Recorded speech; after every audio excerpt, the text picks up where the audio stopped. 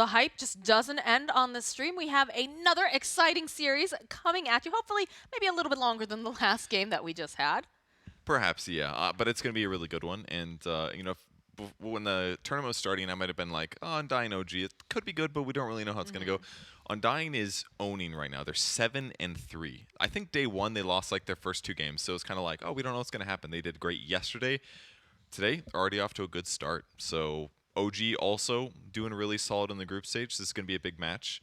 But honestly, no freaking clue how this is going to be. If Undying is doing this well, it's safe to say they're overperforming. They didn't make DPC at all during the year. They consistently got 3rd place, barely missed DPC, or the first major, second major. They didn't make the cut. They got 3rd place again. So they were able to qualify through the NA regional, and clearly they deserve it if they've been doing this well so far. Purge and I were talking earlier as well that, Undying, they were one of those teams that did not have a sponsor, and they were scraping to get enough money so that way they could go and attend their boot camp. But I think at this point, they're pretty I can much... double check. Give me the stats They here, basically Mr. they can't Purge. get last place now because they're still in the same group as Thunder Predator, and Thunder Predator is 0-10 at the moment. So yeah, like as long as you don't get last place, I'm pretty sure you get 800K for prize money. So yeah, that's good for them. Good for them. Very happy for them. They've been struggling a long time. It's tough to make it at times. But yeah, that's great. Indeed. What are they looking at, like 5th in their group right now? I'm think that's what I checking just saw. money. Oh. I'm sorry, it's 600K. If you don't get last place, you go from 100K to 600K. That's it's money. a big jump. That's big. literally $100,000 a person to not get last place in group stage. That's good payout. Very good for them. So happy for Undying doing so well so far. But who will win this series? It's all going to come down to the draft and the play and the ganks and the lack of mistakes and some other Yes, stuff. that's how you play The chat game. wheels. Yes, the chat wheels. That is also a very strong strategy. OG earlier when they were playing against EG, attempting to use Dove's voice against Arteezy. I got to see who put that one in. Shane. So both teams, of course, naturally. Of course. Brile gave him the OG voice line, but now it's back and forth. Battle being dealt in chat as well as in the draft screen. Lena banned in the first phase. That's a Brile hero, classically strong hero. I just saw a stat as well that the highest average kills, Brile's in 2nd, directly behind Sumail. Ooh, the NA boys. Someone's numbers are going to change this game. Because someone's got to win, I guess they could both like slaughter the enemy's team and both have good KDAs at the end, but good for Undying. That's definitely possible. But yeah, OG everyone is very, very familiar with, but a lot of people might not be quite as in the know. They're really good. With Team Undying. They just keep winning TIs, is what I was going to say. Is that all you're going to say about OG? They're just that good? They suck during the year or disappoint, and then they just crush TIs. And this could be the 3rd one. You just never know. I mean, they are in their TI form for sure. Yeah, they are. Slightly different roster than last time they won TI, but still a lot of the core players. They've got Sumail. Sumail was the player that joined them after they did amazing TI 8. Do I have that right, or was it after TI 9? It was after TI 9. After they won their 2nd TI. Did you work the TI? I can't remember. It all blends together. It's been a long COVID season. But Sumail basically joined them. It didn't go so well. He was kind of teamless for a long time, and then right at the end, they brought him back. They qualified, and now they're crushing. I know way more about OG than Undying. I was really hoping you'd pick me up right there. But it's fine. We can talk about the game. Yeah, so Undying, they have some of these... It's a mix of, like, younger and older veterans, right? So you've got yourself Tomato. He's one of the first, one of the first SA players to kind of get picked up in more of an international scene, right? He's very, very young. I think he was 17 when he first came onto the international scene, and had some issues just because, again, young player, lacked some of the discipline, would be a little bit too focused on farming half the time, or he'd go in for dives. You've got Brile, who is very young as well. I believe Saberlight is also on the younger end, but then you also have Moon Meander and, of course, Dubu, who are more of the veterans, been around for quite a while. Moon Meander, of course, a staple in the North American Dota scene. So, yeah, it's a stack that's a mix of young and old that are just trying to prove that NA Dota is still alive and kicking. Yep. Please, God. And Moon Meander, a forming player of OG back when they were Monkey Business. Oh, yeah, he was on their true. team when they... Or was it Monkey Business? Yeah, it was Monkey Business, then they became OG. He was on that team, won a major with them, couple majors. Eventually got kicked, but still always A been a very good grudge player. match. You love to see it. Years in the making grudge match. No, I mean the OG brand is massively like Moon Meander was there, but as was Miracle. But Miracle hasn't. They're like the original OG, Right. but it's been so long The ago at this point. OGs. The OGs is correct, very much so. First picks though, Elder Titan was the opener for OG. It definitely seems like that's the hero that makes it through first phase. Somebody's picking him because he fits in almost all lineups. Undying responds with Weaver Earthshaker. It's a great dual lane. It could be a carry Weaver, gives him lots of flexibility. And OG will again go for the IO. They played it last match. They ended up putting in the 3 position with was it the tree? No, tree was safe lane. I can't remember exactly, but they had a lot of heal bots in that match. Ended up losing that one against EG. But maybe this one will be different. A little bit of save there. We're already getting a slightly different draft as well for the other team. Earthshaker just super, super popular. I believe. I'm wondering now, what do you think? Is Elder Titan or Earthshaker the most picked between the two of them? For me, for the games I've seen, my guess is Earthshaker. I think Snapfire's probably still up there for overall stats, but I remember more Earthshaker games than Elder Titan. But I think that's also because it's just so much flashier. Yes. It's like you always remember the big team fight ultimates. He's always there in the mega crucial moments, with the exception of maybe DY's Elder Titan in that first game against LGD. That one was like really noticeable too because it had so many big moments. Or maybe someone Soxa played it as quite good too. But yeah, that's my guess. One of those two for sure. In terms of the other bans, Morphling gets banned out by OG. Very burst heavy hero, hard to lock down. So it kind of punishes IO lineups in a lot of ways. He can usually escape, evading trouble. Also, the Earthshaker pairing, I assume is what you're thinking about. No, I'm actually thinking about the fact that Tomato loves that hero. Oh, okay. But yes, those all make sense as well, for sure. Definitely a comfort pick, though, for Tomato, should they try to run it. It's a Night Stalker ban as well, the guy that's going to be able to spot out the enemy squad, silence them, prevent them from escaping. Very good at diving the IO, preventing relocate, things like that. It can be really effective there. And they ban out a Void. They basically have solutions against Void. IO is arguably the greatest save against Chronosphere with relocate. So if they are countered, if they have it, it's better to not also let your opponents have it. And it's very good against Weaver. I feel like every Weaver game we saw just about, the enemy team almost always picked Void because they're like, hell yeah, Chronosphere against Weaver. It's just going to make things so much easier. I'm curious to see where they're going to run this Weaver in particular. If it's going to be more of the support style, which we've been seeing, or if we're going to see, like, I know the offlane Weaver occasionally crops up. I think with the Earthshaker, though, most likely that's going to be the 3 and Weaver 4 or 5. Yeah, I was doubting about the 5 Weaver a bit earlier, but then FNG played a 1 game and it's like it still does the same thing.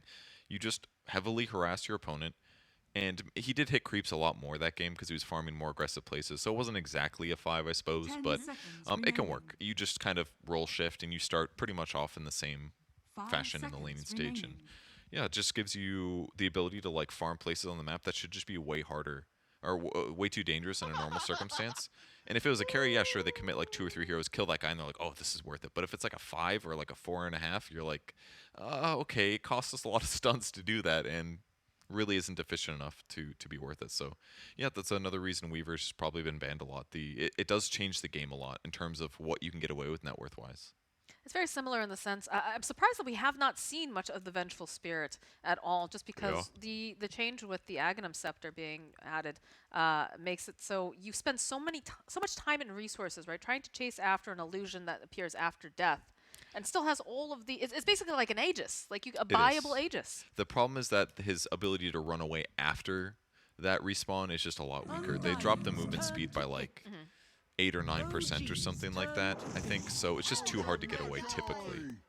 And another beefy boy gets picked. I think that's a Dubu.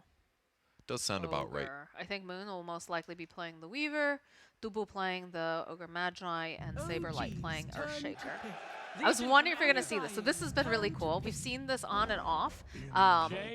You can move it around, but recently we've seen a lot of the Legion Commander being played in the position 5. No Tail's been playing it. We also did see it once being played in the mid lane, which shout out to SA Dota. That is definitely an SA Dota thing.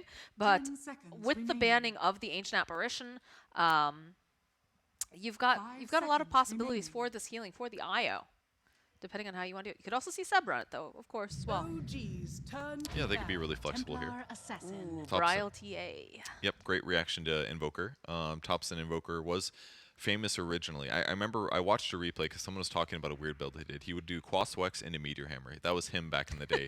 He was That the sounds like which such a makes sense, Thompson right? thing to Like do. he would time it. That was when the there 10 was like that seconds tornado remaining. lift duration talent. Yeah. I watched the replay and I was like, okay, I see what he's doing, but 5 it's like it's still seconds hard because like remaining. every time you get Wex, the timing changes by like 0.3 seconds or something. So it's goofy, but very Thompson thing. Very experienced Invoker, clearly. It's not his first rodeo on this guy. A little rough against the TA, of course, but maybe they'll have some better solutions against her as the draft continues. Because right now their damage over time is a bit weak, but hey, they can set up with Spirit Vessel, Cold Snap, and maybe Elder Titan Stomp. Could give them some options there. They also have a nice setup here with this Legion Commander. If you have the Invoker, eventually having the Sun Strikes coming out and helping Yep. to secure the bonus damage for Legion is always very, very nice. Getting the extra alacrity as well. So lots of things that kind of fit together over on the OG Undying's style turn to craft. ban. And Undying, we've got pretty meta stuff, and we've got a mix of comfort picks in there too, because we're not seeing a whole heck of a lot of TA. At least I haven't. Have you? Yeah, we've seen a couple, like one or two, I feel like, maybe 2 games so far that we watched, but it fell off a little bit. I guess the Psyblade nerf was a 10 little bit seconds remaining. relevant because you can't just get these like infinite stacks anymore. It's just the 5 damage just drops off, seconds kind of like remaining. Power Shot. Still very effective though. OG's Just not quite turn as to abusive ban. potentially, and there's just going to be better tempo heroes or farming heroes instead. But hey, if it beats Invoker, if you're going to be able to control the map decently, it can be effective. Should be able to punish Elder Titan on the backlines as well. It's pretty easy to out mobility him, so getting stomped is unlikely. You're going to be 10 able to pressure seconds IO remaining. effectively. Like, there's just a lot of supports that OG's going to have to defend if TA does go hard. 5 seconds remaining. Last bans, though, we get a Necrophos, we get a Slark on the Undying side. Worried about those carries that pressure Earthshaker well, as there are a couple that work out. Undying. They ban the Darkseer. Iron Shell plus Weaver would have been nice. Well, if they put Darkseer there, it's probably Weaver carry. Could be like Iron Shell plus. I don't know how that exactly Earthshaker? fits, though, I- I guess, unless you're running the Earthshaker as a. They're expecting 4 Earthshaker basically. I guess. And then Weaver 1, Ogre 10 5. seconds remaining. So that's why they're banning offlane heroes. Mm-hmm. Necrophos certainly would have worked pretty well. It's nice to 5 be able to just get him seconds low, get the remaining. kill potentially before the heals really kick in, or get IO to half, kill that guy first. That can be really helpful too. That's true. Then you don't give him a chance to use Wand and Mech, or Locket and Mech. I was trying to say Mechit, but The Mechit. it's like half Locket, half Mech, but it sounds kind of like a. I felt like I was Lockmet? about to say a bad word when I OG's said A turn Lockmet. to pick. a Lockmet. Lock Mechit. A Lock. Undying's Mech. turn to Mechalocus. pick. Lockmet. Luna. I don't know. We're going slightly crazy over here. Luna, though, picked up now for the side of OG. So you've got many ways to make this Luna just hit very, very quickly. So the super Yeah. steroid, of course. And then, of course, I mean, it's really just, it feels like a 4 protect 1 almost in a 10 sense. Like you're just seconds putting remaining. all your buffs over on this Luna. Very good at makes- hitting buildings too. 5 Is the other thing, seconds and remaining. lots of save. Once Legion gets shard, can protect against the Earthshaker, set up for some kills, that kind of stuff. I like it. With that said, Undying's lanes should be quite effective. Like Weaver is going to be able to pressure pretty hard as a 1 against like Legion and IO. Obviously, they can run you down after Sukuchian, so you got to be slightly careful. But You talking to me? maybe they do ET4 to make it feel more effective or something. But Spectre is going to leave their lineup feel a little bit farm heavy, but I think we saw a similar pairing. I think we did see Spec TA played by another team recently, and it kind of felt good because once they did actually get into it, with Spectre having eggs and TA moving around the map, it just, the pressure felt so overwhelming constantly. And it's actually going to be the Legion 5, something that OG has been playing quite a bit already during the tournament. So that's going to be another 3 position for Seb here. Yep, 3 position IO did quite impressive things. I believe they did not win that game, They though, did not. right? Yes. No. But they definitely made it a huge nuisance, the fact that he was able to provide so much healing. And when you have all these other things to buff up the Luna, it is very much for the 4 protect 1 sort of thing. And even in the laning stage, IO plus Elder Titan sounds really scary. They keep pairing the IO with these like really strong right clickers. Attack speed on Elder Titan is amazing. He's going to have huge damage bonus. He's going to have more movement speed than normal, so he's going to get more hits in. And with his aura, he's going to reduce Spectre's base armor and magic resistance. They're going to out-trade their opponents without a doubt. The only downside is that Ogre himself, very tanky, so he kind of provides some of that same thing, that tankiness. He's the guy that wants to get ran at instead, so that Spectre isn't being beat up quite as much. But once again, I like the IO pairing that OG has for the laning stage. In the EG series, they really put a lot of harass into Arteezy's Ursa and made his lane hard, and that was part of the reason they got a big advantage for a long time in the game. They eventually dropped it due to nice team fights and play from EG, but if it's anything like that other game, we're going to see Seb and Soxa crush their lane. And I don't know if Spectre's going to be able to catch up as much. So hopefully that doesn't happen for Team Undying. Slightly related, but look at this Ogre. I always feel so bad for this bird thing that he's riding.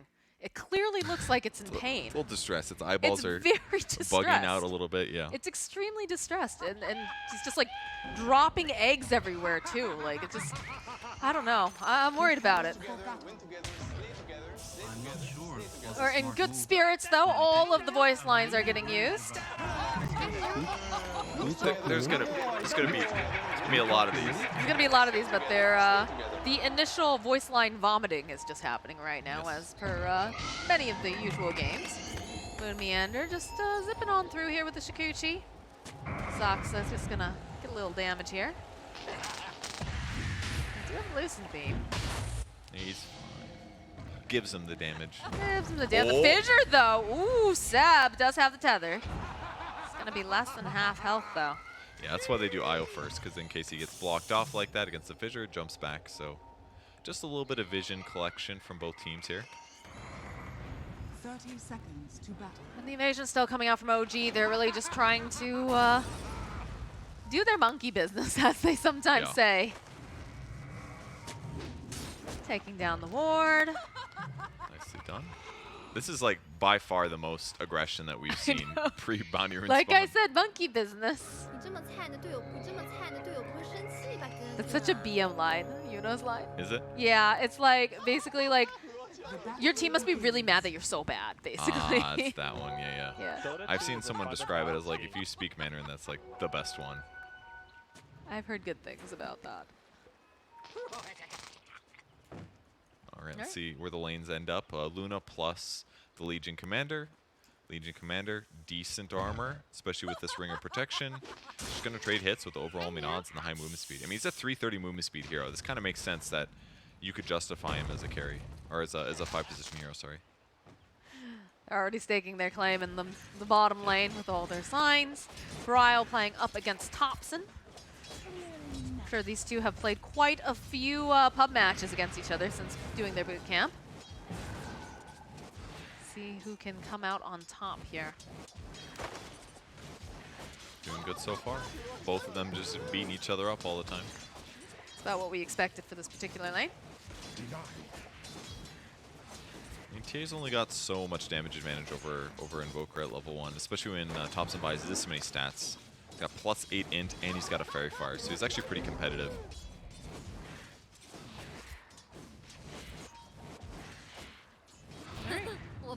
Very aggressive moments so far. He's gonna throw out a casual tornado. Back on the other side of the map, Soxa plus Seb just constantly punching Tomato. Tomato's at about half HP in the meantime. I mean, there's only so much that Dubu can do about this, right? Like, this is a Yeah. very aggressive lane. He can maybe, you know, he doesn't even have, like, any mana either. Yeah, that's the hard thing. Ogre does kind of burn through Ignite mana pretty quick. And the other issue is that they're not really casting many spells on the OG side. It's like once in a while he casts a natural Astral Spirit. It isn't like 2 or 3 spells per go. He's just going to come in and slap you with his ultra high movement speed because they got boots first on Soxa, so now they're just like, look at this. Every time like Spectre comes up and gets the last hit, he's getting right click like 3 times. That's a lot of damage. That's a creep wave. He's Look at oh it. my god. But they're justifying it, right? Yes, they absolutely Feed are. a tango to Seb. Seb will eat the tango. And now it's just regen back on Soxa. So an extra 100, 200 damage there, worth it. Because they're going to get the regen back. Lose together, win together, slay together, slay together, slay together. We'll stack small camp as well. Soxa down for that. On the other side of the map, No-Tail pressured though. Little bit here. Is going to have to go back. Does have a salve, though, so he'll pop. I feel like the trading between the two has got to be pretty good considering. But Moon is being very, very efficient in these clicks that he's getting in on Smell. clicks and taunts. Very good at this. Yeah, you know, that's some warfare right off the bat. I like that Seb is decorated for Halloween. Is he? Yeah, that's right. All the spooky. Valve really planned that one well, right? Yeah. That's why they delayed TI guys by 2 months. It's for the Halloween thing. Excellent. Wonderful. Valve appreciates my birthday. Water rune not good enough for Thompson here. Doesn't need it. Brawl's doing pretty good, 13 and 3. It's basically even. Thompson does have 6 more denies actually. You know, this is one of the good things about Thompson as a player is that like even if he has these. Ooh, Saberlight is able to get that first blood. So even if Thompson gets these bad lane matchups, he's still good to go. He's like, he experiences it, right? Like OG classically picks heroes that don't necessarily win his lane. It's like, well, we need Thompson to play X hero even if the lane matchup's bad. So he just is gonna have more experience playing these bad matchups. So it begins. Seb gets his first kill in that top lane. Playing very carefully. Fissure landing again over onto No Tail. Like just got back and he's already half health. Oh, there's the regen though, so it's alright. Brought a salve for his Luna. Let you say Luna. Luna. Yes. From the Dota 2 anime, Dragon's Blood. The Slayer of Elves. Big fan of war crimes, that one. Hey, she was just doing what she was told, following orders. That's what war crimes are, Purge. Doing what you're told that is a in good a way war. it's an easy way to war crime, alright, yeah. This is just so difficult for Tomato up here to do much of anything. Every time that he tries to go anywhere near this creep wave, he's just immediately punched in the face by Saksa, and then Seb's just throwing out more. Bottom lane, too. Samal finding the kill on Saberlight. We are just all over the place. My word. I mean, they have great. It's a pretty cool dual lane. They're both pretty good at right-clicking. They've got bonus 15 damage. No Tail's got 2 points in his overall mean odds, which is classically a strong nuke. It's just like, for a core, you end up... It feels a little bit rough to level it up sometimes over your press the attack skill, but as a support, it makes perfect sense. Most of the time, he's standing around anyways, so you can just hold it until he needs to nuke 2 heroes. Tomato doing the best that he can, currently sitting at 22-0. No denies are being able to be had, but... He's got more last hits than I expected, to be honest. Like, but a lot of this is just like pumping regen into him to offset all the harass. Earn completed now for Thompson. Very good. Excited to see how that works. Just look at the aggression, though, in this top lane. It's so difficult to play against. Yep. All the money they spend goes towards like these efficient regen items. They don't have to worry about buying the wrong things. Another fissure. No Tails trying to cut off the bug. They just keep going after Tomato. I want to know how much they've spent on regen in this top lane. Maybe he's offsetting what OG's spending. Undying salved himself again down here in the bot lane. So, Perhaps. but it's important. You got to keep Sumail ahead. Sumail even skilled 2 points Lucent Beam, a little bit atypical for Lunas right now, but the lane is so active. Like he does need the extra nuke damage. Stacking is starting as well. There we go. There's some crowd noises. Moon Meander just poking back and forth. This Weaver is just so annoying to have to try to play with, but they follow up with the fissure. They need to get a little bit more damage here over onto No Tail. Can they get it in time? Yes, they can. That was really well done by Moon, actually. He was playing near the neutral creep camp. It looked like he was going to run that way, but he pivoted to the left just a moment. No Tail whiffs his overall mean odds, and that's why he pinged, because he's like, we can get a kill now. Fissure comes out, and he's able to pick up that one. So really nicely done by Moon. He's going to have to run back to base to heal or run to some regen, but yeah, he's going to get his earn, go heal, and TP back to lane. Good play so far by Moon. I feel like Moon Meander really shines on these types of heroes that can Outplay? outplay, yeah, for sure. Or just get any sort of information, like the Monkey King especially comes to mind, his Clockwork. These are the kinds of heroes that are able to poke and prod. They dance in, they dance out, but they also just get so much information whenever they do. And I think that's why the Weaver's working so well here. They are going to try to harass Moon Meander, poking away here at Seb. Look at the damage from Sox. Oh my god! Stun from Dubu, buy some time. Moon Meander going right back in again, though. He really wants this. Doesn't quite have enough damage, but Is under attack. good Thinking about it. god. Those punches were quite beefy there. Those are some Giga punches.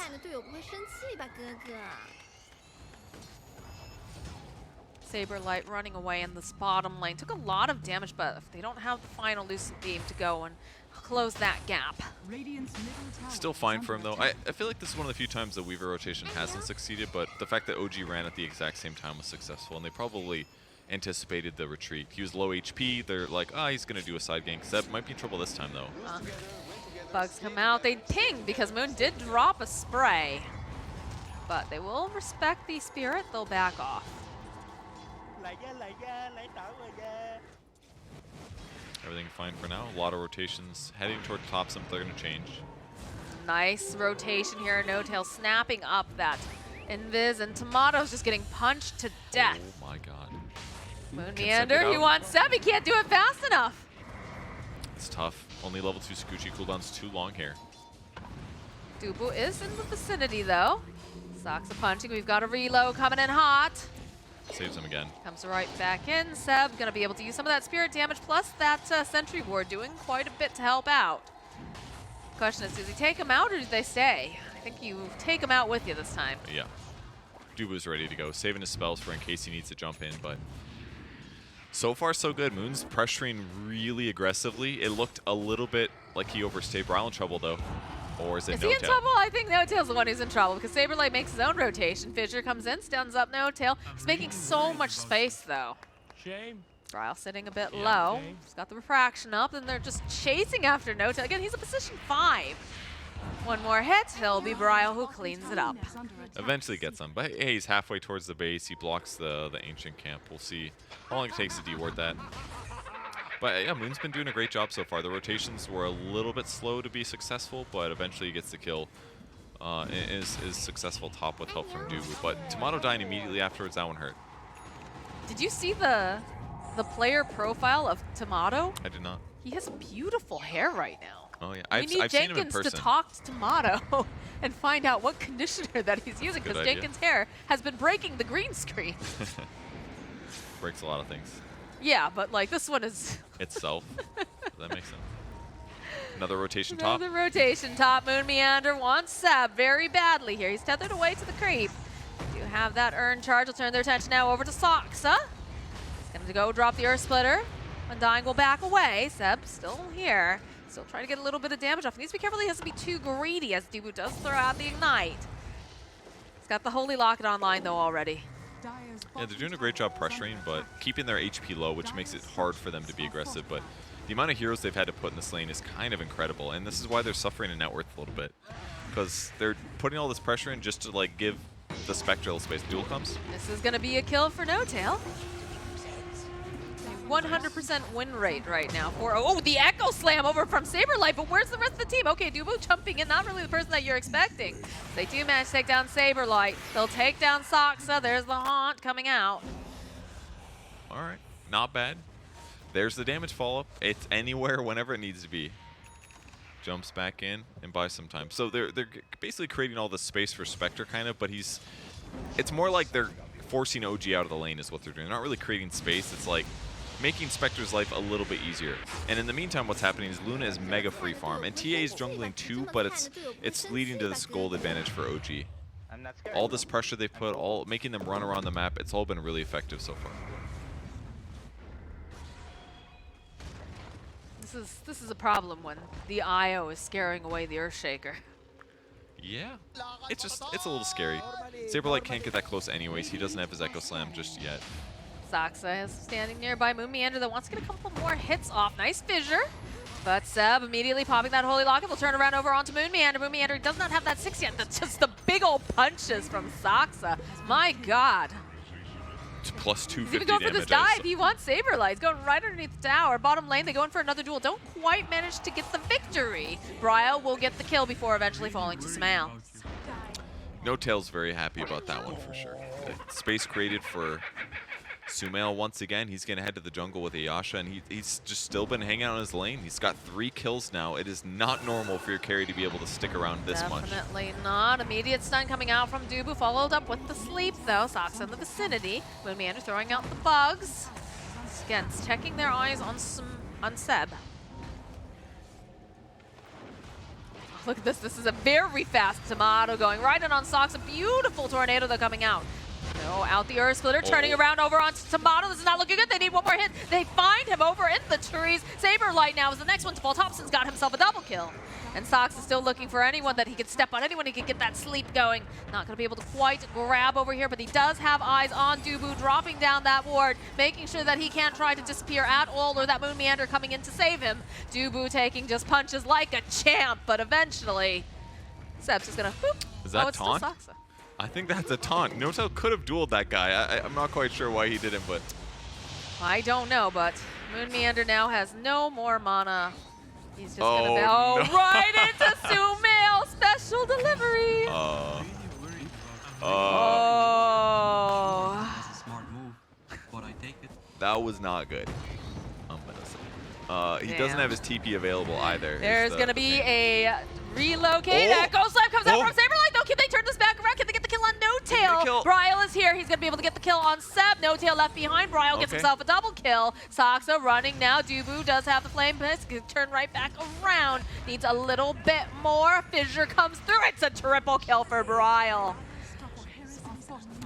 You know what? That's a great way to tilt your opponents. Pretend like you're tilted, then they're going to get way over aggressive, and boom, you get a triple kill on Bryle. That feels great. That's All halfway to about his the mind Deso now. games, baby. Gets to slow him down in the mid lane. Some ignites fly out. That's a huge amount of damage being dealt right there. Now going right back in again. Bryle standing over to the side, uses the Lucid Beam over onto Dubu. Dubu has to be careful, he's taking a lot of damage. One more hit. Another kill for Sumail. This tower's going down. Moon Meander's going to back off. Seb giving him a little wave, wants a high five. Moon's going to have to heal now, though. Too much harass, too much mana drain, and OG still putting their force on the map. 5k gold advantage. Sumail's net worth very reminiscent of the other Lunas we've been seeing so far. Last game, it was Ame. 2 games ago, that is. Last game. I don't know where. What year is it? I don't know anymore. Oh, Purge, old man Purge. But Doesn't know where he is. Doesn't know Sumail's what been day able it is. to pick up the last 2 points. There's 2 points of Eclipse finally, so he is super ready to fight. Guys, I know that we have Sumi on the broadcast, but this is feeling like games done quick at the rate that we're going today. We've had like, what, a 21-minute game? We've had an 18-minute game. OG is just running out Undying now. Trying not to give any quarter. No Tail turning right back around. Tropson following up with the Tornado with the, beautifully done. The Eclipse into the Splitter. They get even more dual damage. They're pushing Undying to just run away into their base. Soxa. He's a big, scary dude. He's already got the Aghanim Scepter queued up. He has just been so wealthy. Stomp comes out again. No Tail, they'll follow. That's a very dead Saberlight. They're coordinating so well here. And that's a very dead tower. They just sit No Tail in the front. He gets gone on a bit, gets one press the attack off, which is already going to be pretty great. It's going to stop probably like an ignite, maybe something else. And then they just turn and duel. The great Tornado from Thompson covers them. They're just playing around each other so well. The synergy is just on point today. It wins them the laning stage with the Legion. Then they get to this mid-game period. Look at all these buffs, dude. Look at the buffs on this Luna. There's a few here. Good amount of physical damage from the ET done, clearly. The Earth Splitter was excellent, obviously, but yeah, duel against TA, that's going to make things so much easier. They know they're in the pit. They can't get there fast enough. Yeah, there's no... I hate that Elder Titan's thing is called Earth Splitter. Why? Because they're split Earth on Nobody Shrek. wants Aegis. Nobody wants Aegis. Oh, God. All right, The they're not, BM. surely they're not shit-talking, right? The BM. I don't know, bruh. Did Sumail think he picked it up? No. It's still there, guys. It's still there. Go get yourself a free Aegis. They're trying to make the game easier for you guys. History in the making. Nobody has noticed yet. I don't think. Tomato, maybe? We'll see. They're like, where the heck is it? All right, we got a Roshan camera. It's like one of those auto... Come on, Tomato. Come on. It's like one of those auto things where you just think like it's going to be okay. Sox is making his way back to the pit now. I think they realize. Oh. Oh. Free Aegis? Excuse me? XD them. Oh, thank God. That was the very value XD. That was the, yeah. Oh, That's man. going to be all over Twitter now. Oh, my God. They forgot. They left the Aegis. They go in for the duel, though. That's more victory damage Guys. for No Tail. Position 5, Legion Commander, by the way. Sometimes you win TI twice, And and then sometimes you you just forget to grab the Aegis. You know, it happens. You're just so focused on winning and saving time that you just have no time to think. And do they need it? No, but maybe. we'll see. Our splitter over here on Saber Light. Thompson Echo Slam gets used just on Thompson alone. You can feel the frustration coming out from Undying. Another couple clicks. Thompson is on a mega kill streak. What do you do if you're against OG like that and they don't take Aegis? Do you think they're messing with you? Like, oh, this Yes. is gonna be a trap. Like, Oh yeah. it'd be scary, right? I don't know. They're showing up in lanes. You can see that they're clearly not there. Yeah, I mean, What are that's they all it gonna took. do? If they're off the map, might have been a bit too scary. But hey, that gave Tomato some nice time. Next time they kill him, they're not getting golden experience, and he's coming back. They gotta kill him twice. They're making their way to kill him the first time, right here, right now. Take a nap, Spectre. You've been working hard. He's just fine, though. Ag's coming in Very 90 close, gold. actually. Top tower is under attack. So My he's- only concern is once he gets it, who's he gonna jump on? They're always together. That is true. His They skill don't build- have the traditional really squishy 5 to even get those sorts of kills. Yeah, that's true.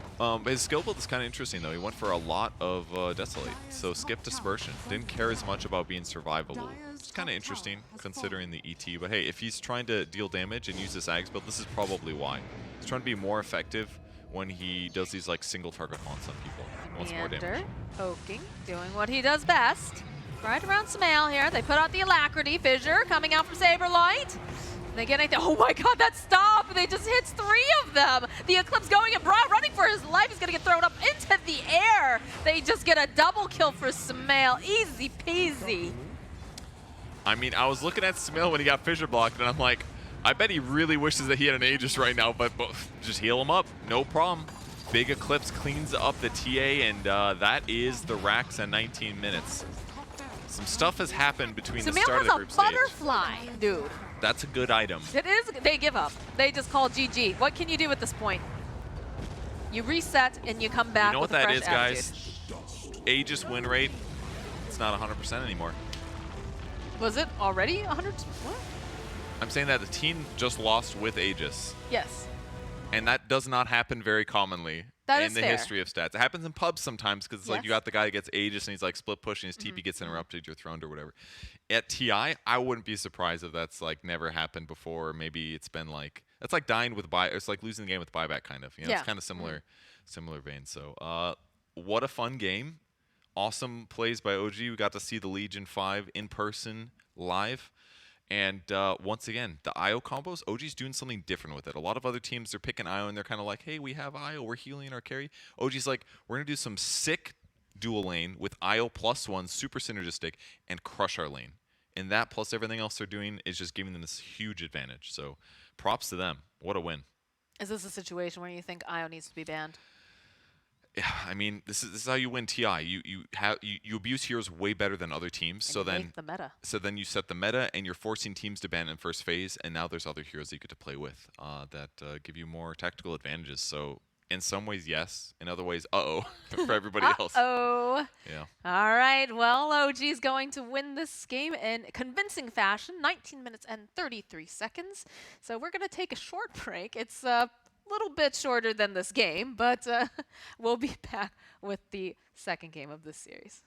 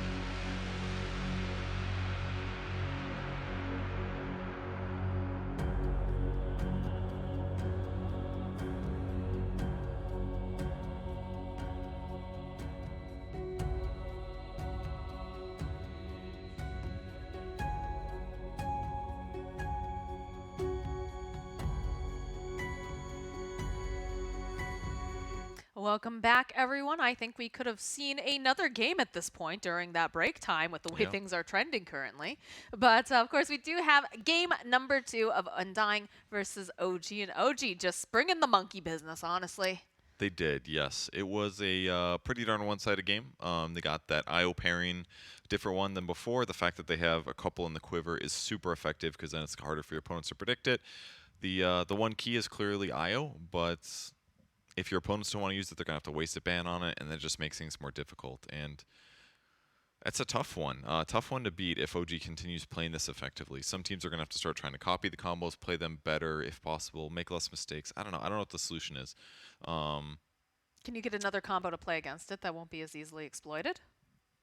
I'm trying to think about like anti-healing or something like that. You could Well, I mean, do the AA, they consistently... But again, it's the AA is only really relevant once you get to the point where they have the Ice yes. Blast. It's still your laning phase. You have to do some anti-regen Yeah. in laning stage. The one hero that could do that is Bane with Enfeeble, but the cooldown's really long on Enfeeble. It's like 24, 22 seconds, somewhere in there. So it's not something you can do often. It only stops half the heal. So you could do some stuff, but it sounds difficult. You almost need to play like a semi-carry there instead of a hard carry maybe to be able to out-regen it, or try to offset it by healing yourself instead rather than go on them. But it's like they always have great offense too. They have great defense and they have great offense. That's what's so powerful about it when it's IO core, because it's like he gets the last hits, he gets a really fast locket, and then it's like you definitely can't win then because any heals you're getting are just 35% better. And he's got spirits, and it just seems like a lot to deal with. Something you maybe need to defeat in the draft, I guess. I think you just can't let them have IO. I mean, I know that opens the doors for other possibilities, but this IO just seems way too strong because you could ban the Elder Titan, Yeah. but you still have the IO, and you can pair so much with it. The Slardar, we've seen a lot of, like, there's so many That's true. options. Or what you have to do is you have to take the strats away from them and play it yourself. Because if they, it's like the upper hand thing we talked about at the end of the last game. It's like if you don't have the ability to abuse what they're abusing, they just have this extra advantage that they're going to always take against you if you let it through. And then you either have to ban it, and then there's other stuff. It just makes the drafting a lot more complicated, and it's very routinely like what wins TIs. Like you get to the grand finals, and there's like Shiki doesn't play Leshrac, and it's like still strong in the patch. Boom, that wins you a TI, or at least contributes to it, among other things. OG's done this in the past. Previous TIs, they're looking great here.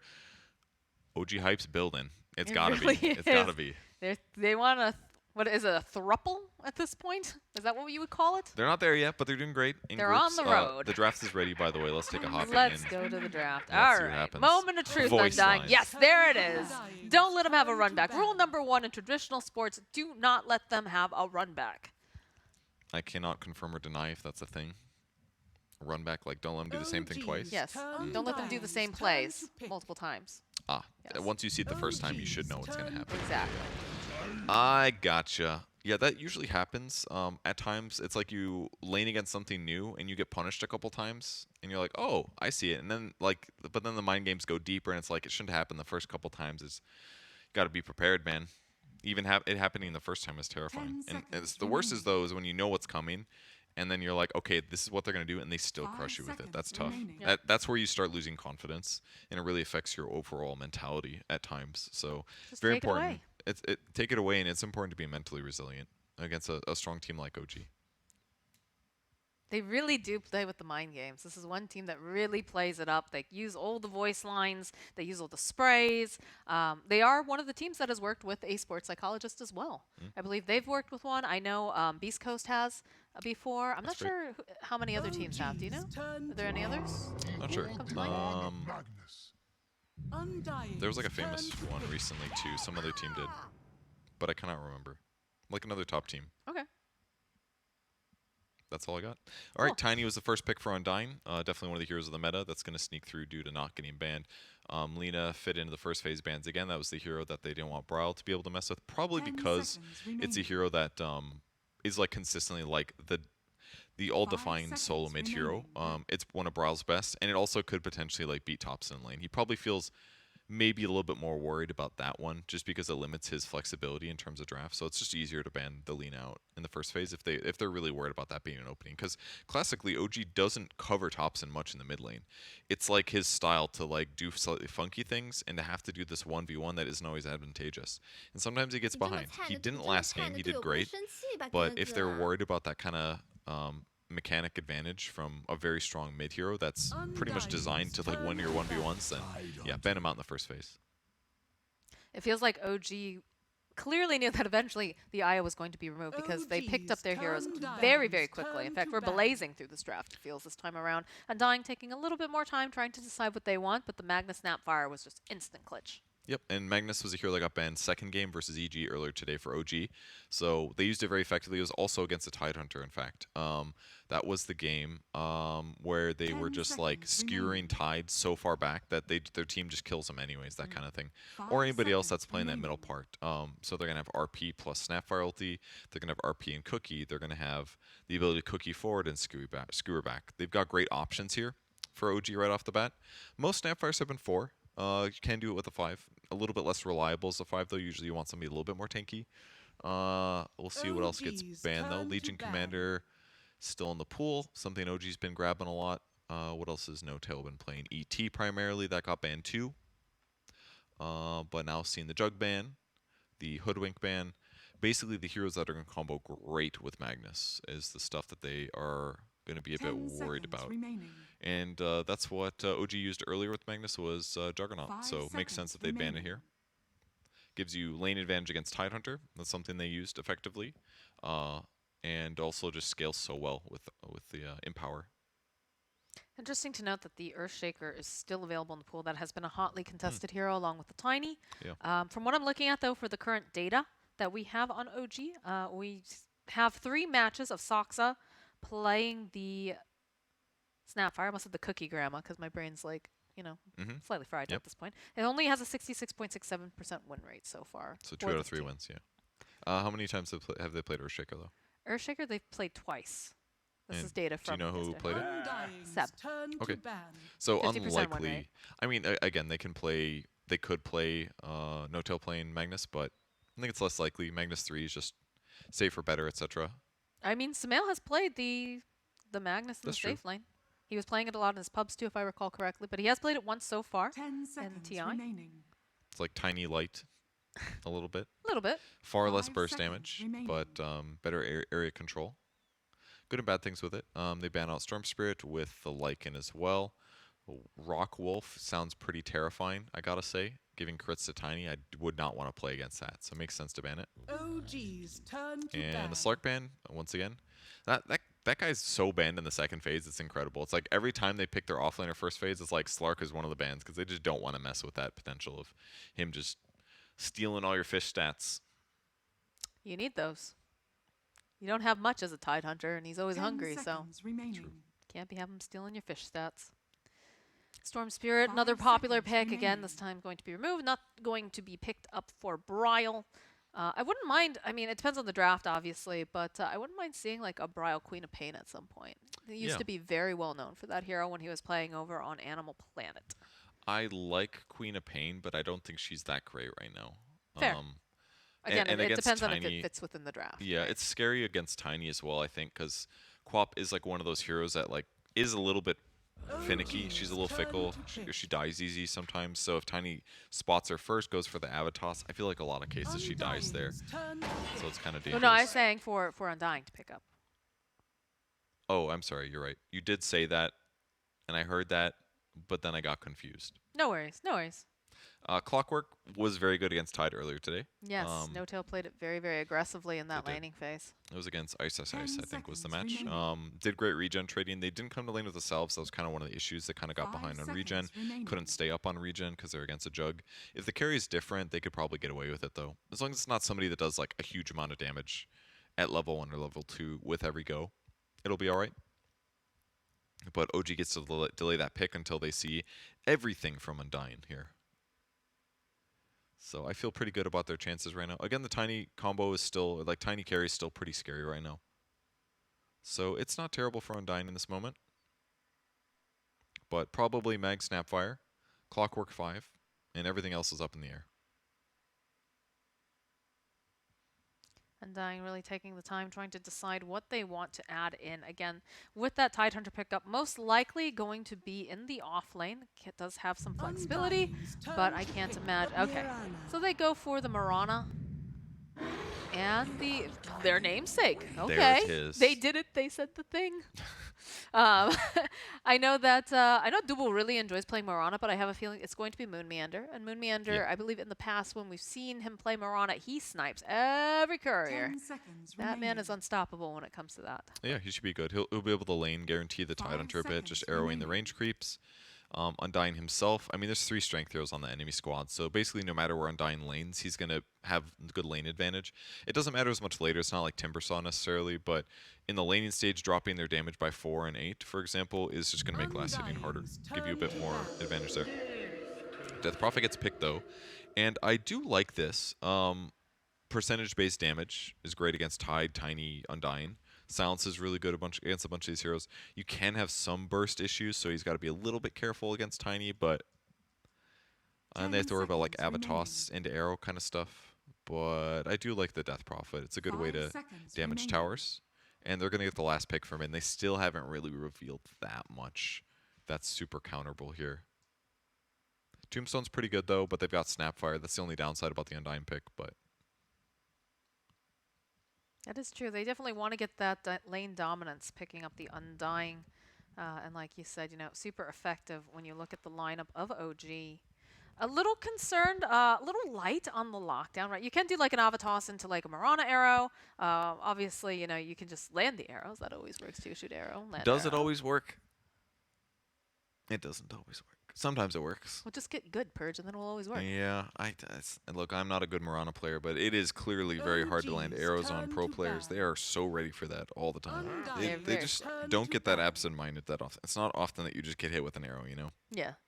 It's not very often that you see them turn into arrows either. They're usually paying very, very close attention. But the nice thing too about the Mirana, it is going to provide them with the Moonlight Shadow. And the Moonlight Shadow means that their supports are going to have to buy detection, makes 10 them a little seconds bit remaining. poorer than if they didn't have to. And eventually you do get a nice talent, which is, what is it, 5 plus 20 seconds evasion or something like remaining. that? Yeah, that one's really nice, for sure. Even if you are revealed.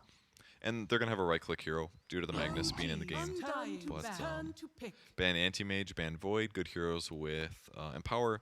Void would have made the most sense. Great ultimate with Snapfire ulti, with Death Prophet ulti, assuming DP's got her ulti going. Makes a lot of sense there. But Undying has to go first, and their carry is going to be a Morphling. The Water Boy, Tomato's favorite. Lots of burst damage, lots of survivability if they don't have the hardest stuns. And yeah, with just like a Manta or something, he doesn't have to worry about Clockwork at all, pretty much. Snapfire is not too much of a worry generally either, outside of like ulti situations. 10 I like it. seconds remaining. So what's the final pick then here for OG? What is 5 are they going to run? seconds I remaining. feel like they're not going to run the Magnus as a 1. I think they're probably going to run it as a 3 at this point. Which then leaves the doors wide open for Sumail. Yeah, and they can be flexible in their lanes as well. This kind of shows Tiny mid potentially, since Morphlings pretty much always go safe lane these days. If Now, it's don't forget Tiny Tomato mid, used to be a mid player. that's true. I mean, I'm sure he's capable, but Flexibility. I have a feeling it's not that fun against Death Prophet. Oh baby. All Select right. your hero. All right. Who's playing this? Sumail's playing the Magnus, Thompson's playing the Tinker. I Okay. saw this in his 这么 Dota 菜的 buff 队友，这么 details. 菜的队友不会生气吧？ I 真 saw 的 this in the stats that were provided. Oh dear God. Interesting. You The talking disables. to me? The disables are not the best for shutting down a Tinker. You're gonna have to like catch him with Tiny, who's your 4, doesn't get blink for a while. You're gonna have to catch him with the Ravage, Really worried about or you're gonna have to land an arrow. Like if you fight him into Tombstone, he's gonna get some zombie spawns, and maybe those will break his blink dagger. But it does look like a good Tinker game to me. And yeah, they're gonna put Seb as the offlane, and it's gonna be Sumail Magnus. Dude. So They have such potential to have the biggest little draft. what does that mean? Biggest little means like Dubo just keeps getting like decay. It gets massive. Or, Shrink Ray with Tinker, just tiny. It's like lots the of- Alice in Wonderland game, basically, here, that's that they true. could run. Not saying they will, but the potential is there. That's true. Oh, I'm sorry, it's Bryle playing Tiny? I'm sorry, I got confused. 你这么 It's 菜的队 tiny 友， core. 你这么菜的队友不会生 I don't know where 气 my 吧， brain 哥 was 哥 there. 啊？ Are you okay? No. I need more fluids and food. But it's okay. We got this super sick game. I'm really excited, actually. I don't need that water. Don't. I gave you a bottle like a good support. Take it. I'm going to put it on my side of the desk. I actually do need water. Yeah, see? I don't have one. See, I'm a good support. All right. I'm interested in the OG draft. The Magnus carry can absolutely work if you just don't die that much. You just end up eventually carrying the game because he's always going to farm really rapidly. So I like what OG's going for here. Look at that beautiful Look hair. at that hair. It's wonderful. Jenkins has to talk to Tomato and find out how he styles his hair. There's actually so many more pro players now that have long hair. I think COVID is part of that Is that- because yeah, they probably. stopped going to get their haircut and they're like, huh, I can rock this. I can look good. I mean, No Tail, for example, has beautiful long blonde locks. 你这么菜，你的队友不会生气吧，哥？你这么菜，你的队友不会生气吧，哥哥？ I really love that voice line. It's a good one. Browl checking for ward. Nothing there yet. So they know no position here from OG. You talking to me? Moving around Sumail, going for a complete safe lane, running right away. Oh, he's there to cut trees, I guess. He doesn't want to have to worry about Mirana. And that's kind of a smart thing to do. Just cut all the trees so it's easier to see where Mirana's about to arrow from. 30 Makes seconds sense. to battle. Less cover. Good luck with the tongue sticking out face. Well, everybody's in a good mood. You love to see it. Hopefully, you know, we're not going to see any more Aegises being left in the pit. You talking to Unless me? it's on purpose. I think it was on purpose, honestly. You talking to me? Probably. We'll find out later, I'm sure. There's no way OG's going to be able to hold back from talking about it. 你这么菜，你的队友不会生气吧，哥哥？ Ooh, subtle flame sassy purge. I like it. I mean, I don't blame him. People I are going like to it. ask. They're going to answer. Like, They do love talking on Twitter. they do. Yeah. But it's great. Like, I love listening to their interviews. They're willing to, like, share their thoughts and stuff. I think that makes the scene more rich. As long as it's out of the DMs, everything's fine. Bryle just going for this little block over here, but Thompson, man, look at this block. It's a good one. Dang. Little advantage there. And the crowds go wild. They're hyped for this match. NA again versus EU. This one a little bit more NA than the last one.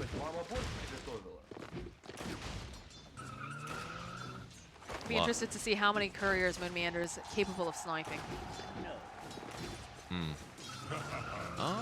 It's going to be a little bit hard at times. I think Courier snipes are great, but like the wards are just so important. Like that's the nice thing. You can put wards behind towers to spot couriers, but then you're losing out information on other places on the map, and that sometimes costs you a little bit too much. Because then you're losing heroes, not couriers, you know? true. And a lot of times, as long as the courier makes it do first, it's like, I had a little negative, but not the end of the world.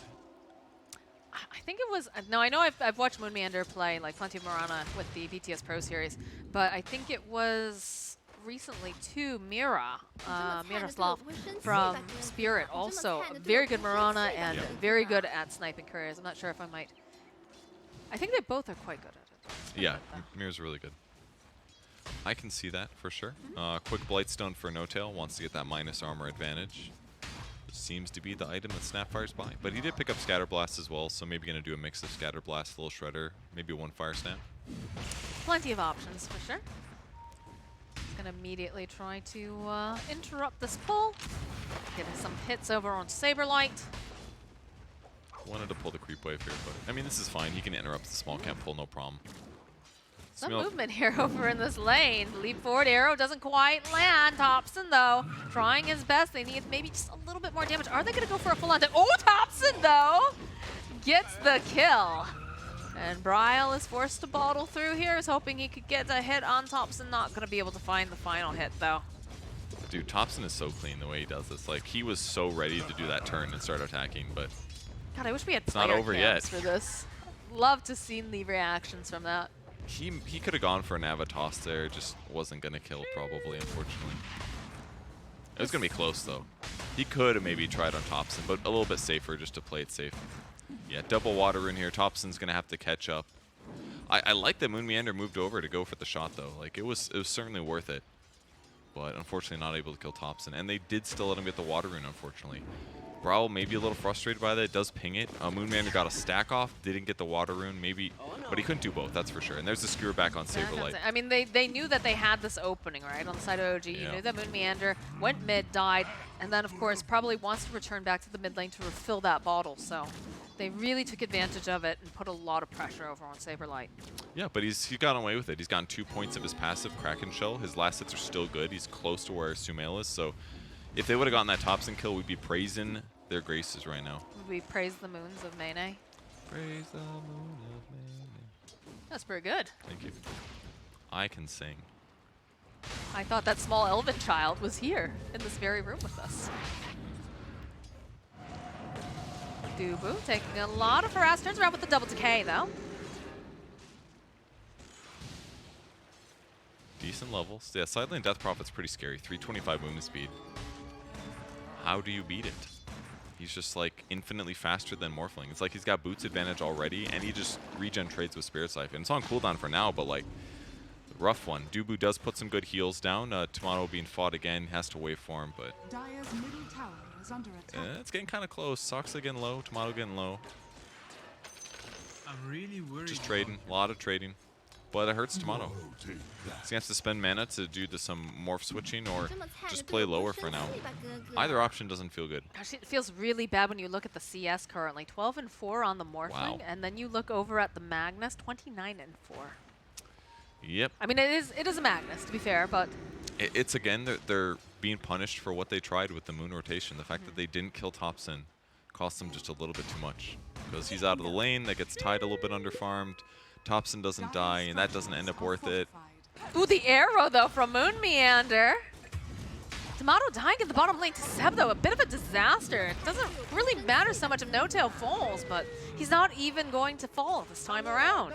Dubu's getting dove here, throws out that soul rip, but they have the Spirit Siphon. He's trapped with the creeps. He's trapped the Soxa. He's trying, but he's not gonna survive it. Undying, not living up to his name, as Tomato is indeed back. Soxa sitting a bit low.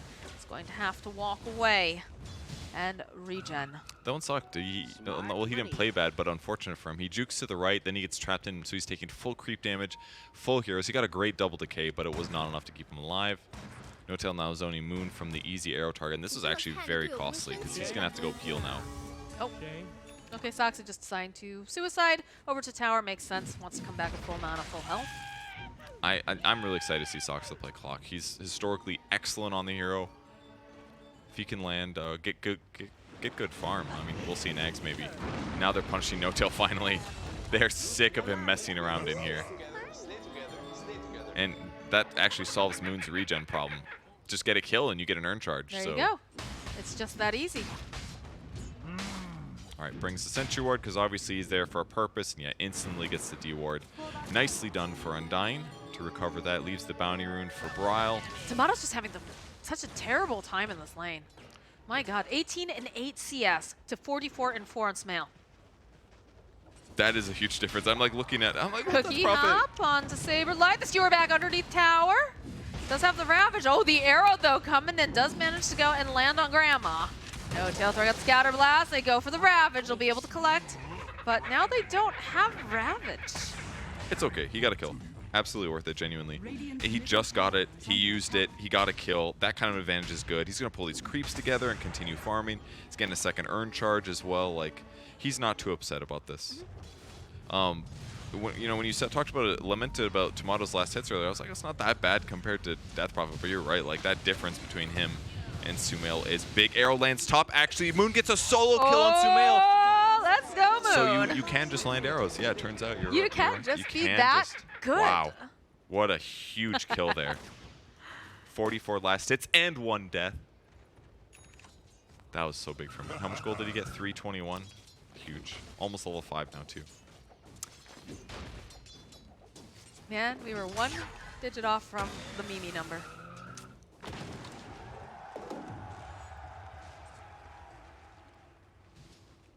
You have the Exorcism online here for Seb. Might be trying to make some moves going under the tower. Again, being able to take control of that area is going to make it very, very spooky and restrict the movement for the side of Undying if they no longer have a tier 1 on the bottom lane. Brile's doing pretty good here. Thompson is ahead, though. getting that earlier kill. 3,700 gold on him. He's very happy. Level 8. Almost got his Blink Dagger. It's going to be a quick one. But Brawl going to be looking around. Does end up finding Sumail in the jungle. Not going to be able to kill him. Way too much raw HP. Not worth wasting the mana. They're both tanky boys. No-Tail, though, is getting slapped around a little bit here by Saberlight. It's a creep right in his way. And Bryle coming forward. Cookie Hop. Avalanche doesn't quite connect here. I think this is still a dead No-Tail. It's going to take a little bit, but they'll get it. There'll be enough time, though, for Seb to make his way top. He's got the Spirit Siphon. Doesn't have anything to cancel out these TPs, though, so pops the Ghosts. Not going to be able to get much done with them. Yeah, very hopeful. But not gonna work. And instantly Saberlight goes to the mid lane. Let's see, where did Bryle head? Also TP'd mid, it looks like, but he's just gonna go hit creep, stack some camps. Instead, we'll get a little bit of damage onto the tower, but really not much. Just a waste of his ulti, more or less. Force some TPs. Thompson revealing he has indeed picked up that blink. Tower is under attack. Good pressure on to Tide for now. So this is Hood coming. It is. Okay, so Hood finished on Saberlight now. Dire's bottom tower is Once under his HP gets a attack. bit higher, he's going to feel pretty confident to slow down his push mid lane. Picks up the Fairy Trinket off of that neutral camp. And we do have some nice stacks going on over here, so we'll be able to... Tide finishes him, Morphling finishes him. There's options. I don't know. He's got an item I feel coming. like Tomato really wants these, though, right? Yeah, Like, it is he's time. so behind. He just got his Morbid Mask, and he actually already got a Possessed Mask, so he's pretty happy with his recovery here. His net worth still a little low, but this is not that uncommon for Morphling. Morphling struggles in lane usually. Bryle, but Zox on the back lines here. Moon, Dubu's here. 3 versus 2 currently. Good cogs. Moonmeander going to leap. They get the stun off. Silence to follow. They'll use that. Saberlight goes in for the Ravage. Lands over on 2. Should be able to get the kill over on Soxa. Thompson, though, joining in. They have the Moonlight Shadow. Do they have the detection is the next question. It does not look to be the case. As Seb next to fall. Thompson blinking back towards the tower area. Nicely done. Looked like Death Prophet was going to be able to survive with the Treads and the Falcon Blade. Huge amount of raw stats, but it was just enough once Moon Meander jumped back in. And he's getting real close to a Spirit Vessel. He's 700 gold away as a 4. This is quite early, and it is the item against Death Prophet. Don't let her Spirit Siphon heal. Saberlight bottom. Saberlight pops that hood that he just freshly picked up. Sumail doing a little bit of hunting. Thompson with the right idea of where it is. A skewer forward. The woods trying to just juke through. Trying to break the ankles. There's too many bodies. No mana left though over here on Sumail. Thompson sitting a little low, but doesn't matter. Soxa getting the kill. And the pressure will now be placed over on the mid tower coming out from Undying. Now that they're aware there are that many heroes over. A little greedy by Sumail not having RP in that engagement, actually. He just didn't skill it. All worked out, Wanted though. the other farm, but it worked out. It's one of those skills you just expect him to have, but instead, the greed works out a bit. Pressure in the tombstone here. A lot of zombies. Well, these zombies are cool. Got little armor things. Radiant's bottom tower has I fallen. believe those are called chains. They have Is it bondage? chains. Is under attack. Yes. Yes, it is. They had fun hats. What? Got great. I'm just imagining zombies. Oh, nice there. Will end up missing the hook shot. Sox are usually pretty on point with these. They got a lot of rockets on the Dire team. Yeah, they do actually. Team Rocket. Gyrocopter. Your Pokemon thing is Clockwork, happening. Tinker. Who else has a rocket? Is that it? Do we count a Dagon as a rocket? No. Those Okay. are lasers. Okay, all right. You have to have a projectile-based explosion. That's a rocket. Okay. Techies. Sure, we'll count it. Cookie Hop. Moon Meander already in position though. Saberlight front and forward does not have that Ravage. The Exorcism has been used. Are fortified. Thompson getting into position here so he could throw out the nukes if necessary. They use the That's a fortification. cool tune. Surrounded by trees, they can't even see it if they approach. They didn't approach, but it would have been good.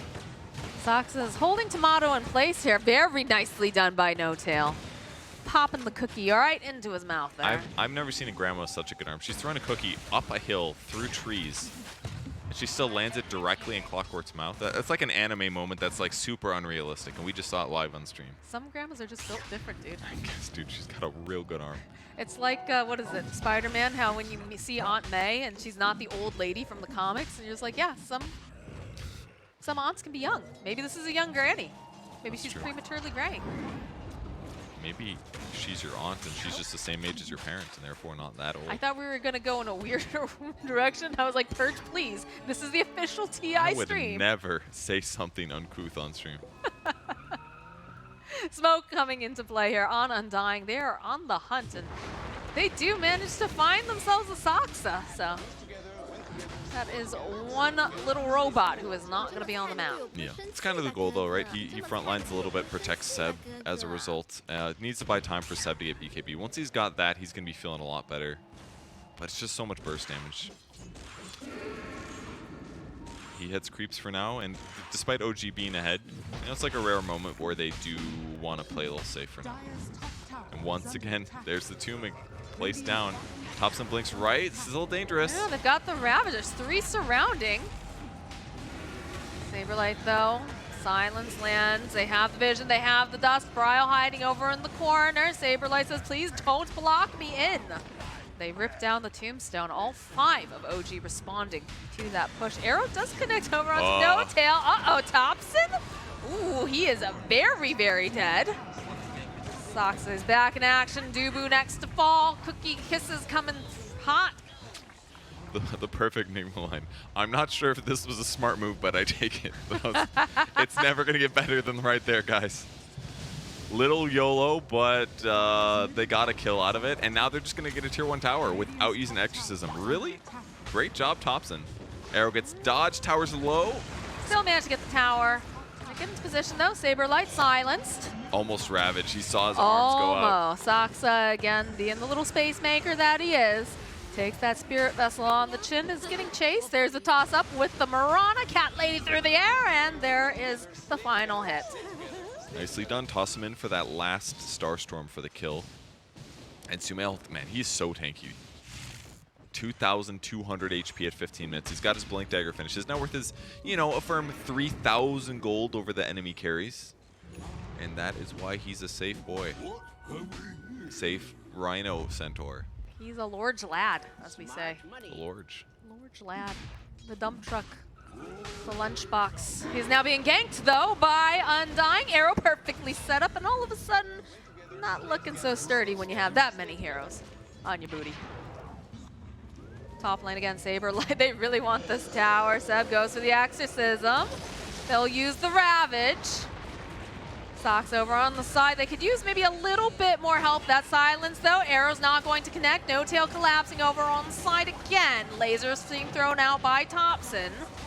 They'll be able to get Saberlight. Can they grab anyone else, though, is the question. These Rockets are chasing after Dubu. Avo must be so happy right now. I know, right? It's catchy. It's musical. Arrow, not going to make it mark, but they do manage to get some more rockets being tossed out over onto Dubu. Bryle trying to make a play here. Can they burst down Thompson? Huge Yeah, they'll be able to find it. The follow-up from Soxa. They go in for the RP. They want to get rid of Moon Meander. They want to get rid of Tomato, who's also over in the vicinity. He is silenced currently. They do not have the tanker. That was unfortunate. Magnus goes for the Shockwave after the RP there, and it moves Moon Meander, pushes him into cogs, and pushes him to the left, and as a result, the Skewer wasn't going to hit anymore. So a bit of an unfortunate combo there. But it looked good for OG. Initially, Seb committing the ultimate, dropping the Spirit Siphon on the Tide. It made their fight look okay, but Thompson getting tossed back before Avalanche. He was just a little too out of position there, and Undying wins the fight. So despite a small gold advantage for OG, Undying definitely still fighting well. Definitely feeling more balanced than the first game that we witnessed. Yeah, that is. You'd love for to sure. see it. And as a whole, Undying playing a lot better than the other day when we caught them casting. They've looked pretty solid the whole time, but they're looking cleaner as the days go on. They look really solid here. Yeah, OG trounced them the previous match, but that was like more OG playing sicko good than anything else. Sicko good. Is that a thing? Do people say that? Hook shot in Yes. over onto Dubu. Arrow connecting over, but not going to be able to save. Cookie hop forward right over onto Tiny, but doesn't matter. Soxa will still fall. No Tail now no longer has anything to kind of save him, move him out quickly, so he's probably going to be the next to go down, and it's going to be Tomato with the double kill. Okay. Good to get Morphling into the action finally. He's now hit second net worth slightly higher than Tinker. He's had plenty of time to catch up, and when you can just swing in and grab these kills as desired, That's how you catch up in the game. Almost Manta on him. That'll be really effective. He can basically remove the laser from Tinker if he ever goes on him. Look at the win rate right now. Oh, it's very even. Very even. Very even. Oh, getting even more even. Yeah, Tinker lasered that creep in the game. Was like, you know what? I didn't like that laser. Not the best choice. What was that that AI that you could hook up to your account, and it was always like, you were not efficient enough? Yeah, what that believe it or was. not, I didn't go for that one. I was Doesn't sound curious. fun. I was curious, but it never said anything nice. It was very mean. Great job at 2,000 MMR. That's not how you get better. Gotta beat him down. What? Radiant's middle tower is under attack. Through robot words. That's how you get better. Duh. Death Prophet's BKB is ready to go. No tail playing with medallions still. Sox has died a decent amount of times this game. It kind of feels like he's playing more of a 5 than a 4. It's a little rough for him, but hey, gotta go in. Smoke play over on Undying. Putting Saberlight front and forward, but OG hiding in the tree line. And they're gonna start Rogue. This is greedy, I believe. We'll see. Can OG get Very there? greedy. Yeah, all it takes is one rocket, and they know. I mean, they did use Flesh Golem. That's the biggest loss right now if this fight doesn't happen. True. A lot of HP on Undying, a lot of damage amp on Roche. Sox are trying to wait for this angle. They don't have the vision on him currently. Dubu dropping the tombstone. Seb's just going to back off. Not going to be able to back off, though, when Bryle jumps in like that. Okay, no, it's fine. That one Gonna was walk hard, away. though. He wanted to toss back Death Prophet for sure, but there was a zombie there, and he would have very possibly just tossed that instead. So Right. did the right choice. Just disengage. Nobody dies. Sumail messed up as well, though. Wasn't able to quite pull Undying close enough to get the skewer back. Maybe that was Dubu playing well, feeling it, but yeah, they keep vision of Roche, and that just kind of ends up not happening. For now. Almost mech on Moon Meander. He's doing great still. Is under attack. About 400 gold to go. They're going to have a mech on Mirana with the Solar Crest. Undying's going to have a fast Holy Locket to heal his teammates, keep everybody alive.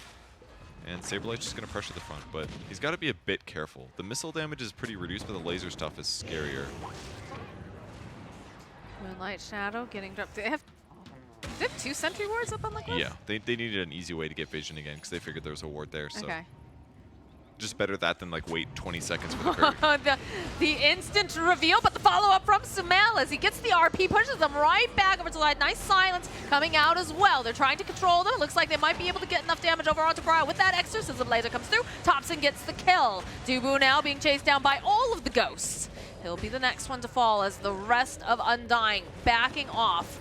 Arrow does connect over onto the Death Prophet, but they have this exorcism. There's a Roshan ready for the taking, and there's no AoE control other than this Tidehunter, so they're going to take the risk. Little scary though. They don't have the best tanks, frankly. And I think they're going to have to back here. I mean, Sumail hit it pretty much as fast as possible, and it was a great RP by him to pull them into his teammates, but yeah, That good. replay here. Grandma puts down the ward, surprise! But a great skewer back after the RP. Get Tidal up. Oh, the cogs by Sox as well. No easy retreat path.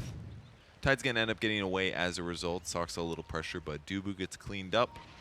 Got to kill all those nice employees of Undying and their free hats. You really like their hats. I'm not noticing the hats. It's gold. It's cool. I'm not noticing the hats, Soxa with the hook shot forward. Saberlight, though, going in with the Ravage. Beautiful play here. Coming out from the side of Undying. They take out Soxa and Seb. And all the tips for Seb. Yeah, doesn't get his BKB off. That's the big thing. But it's hard when Tide's directly on top of you. If you have a moment of weakness there, boom. Where he gets ravaged, there's damage follow-up, and there's not much to be done to keep him safe. Thompson has finished his Ags, by the way, so he can mess around with his opponents a bit, but he's got to be careful. There you go. Ooh, Oh, he was ready for that one.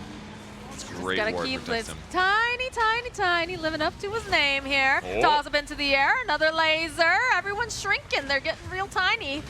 And Saberlight here is going to need some of that healing from Dubu. No tail sitting very low as well. The skewer back over onto Sumail with that BKB. It's fresh. He wants a kill. He wants Dubu. No tail will be able to find it. Another shrink coming out over onto Moon Meander. No leap. Moon Meander. Oh, he gets stuck up on the cliff. and they get the kill. Really good fight by OG. Once again, Sumail just doing the good skewer stuff. He had some misses the first early part of the game, but these last couple have been just huge.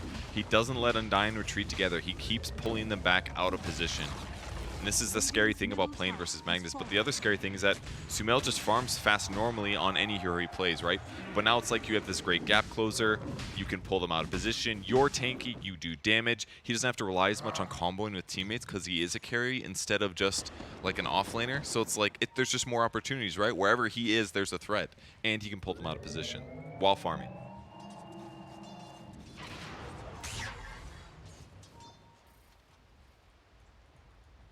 So let's see where Thompson goes next. Just got a delivery. It's his Aether Lens. Some more cast range on his laser and other spells. Laser cast range is huge here. This got to be like 1,000 units.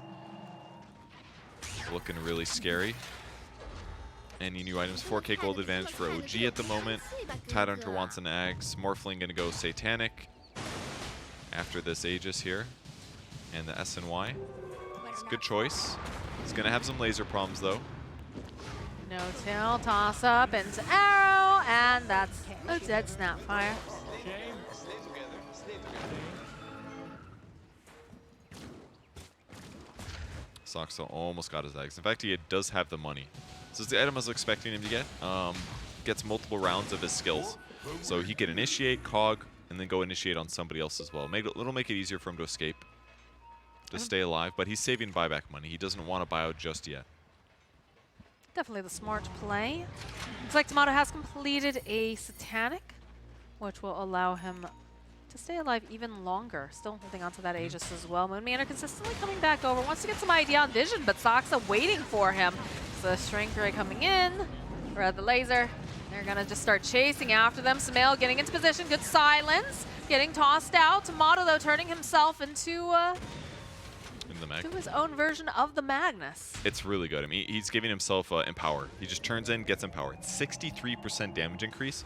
And with his high base damage, let's do some math. It's giving him 130 damage. That's really good. It's like almost half a rapier. Sumail again, the skewer back underneath the tower, trying to control him, trying to just make, nope. All right, that arrow comes in. They'll follow up with the Exorcism, the silence being used over on the Morphling. They need enough burst damage, though. I'm not sure they're going to be able to get it because he's just going to try to morph. Nope, okay, that's going to be the Aegis on deck.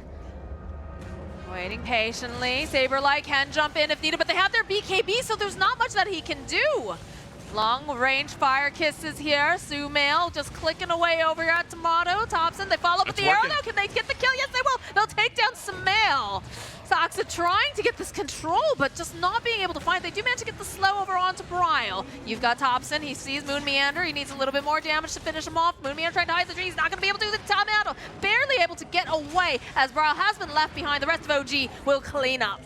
They got him eventually. They've got a lot of ways to damage Morphling. I thought he was screwed when he popped Satanic, honestly. It looked really scary to me because at that point he's got so much strength his damage is low. But it was enough to keep his health the same, and that bought time for them to jump in and blow up Sumail after he committed for that kill. So either way, with all that effort there, OG eventually cleans things up. The more time that goes on, the more time Tinker has to teleport home, then teleport back again. And now that he's over level 18, he can teleport on his allies every single time. So refills his mana, shows back up at the fight. And every single time he's lowering max HP. And against somebody like Morphling, that's really effective when you start strength morphing. Another replay going on over here. You can see how everything kind of starts to unfold. Just enough damage to go and pop that Aegis first time around. Then he jumps forward, goes for the RP, keeps him locked. That's going to lower his HP a huge amount, but gets waveform off due to the SNY. That helped a lot. Here's that Satanic where he's keeping his HP about even, but Thompson's mana's gone. He has to TP back at this moment. This is where it looked okay for OG, but it just felt like there was no follow-up. But here's where Tinker comes back, jumping back in. He's going to dive for the low HP heroes. He gets Moon Meander. He's going to secure that kill. Back in the live game, though, we get a Ravage. It doesn't catch anybody. No! He tried to get Thompson. Saberlight is now in for a world of hurt. That one hurts. His team was in there. Hook Oh, shot? random hookshot. Random hookshot?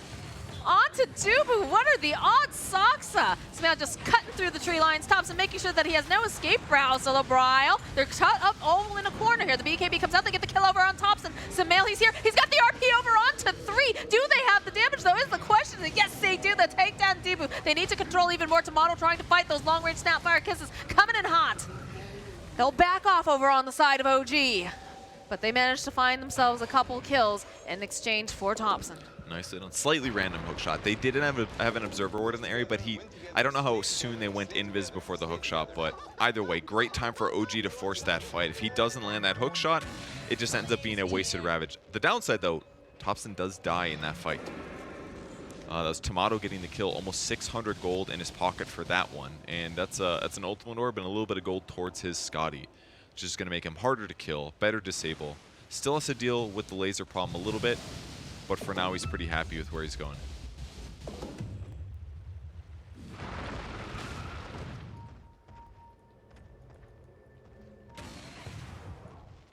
Tomato going to be pressuring this tower in the meanwhile.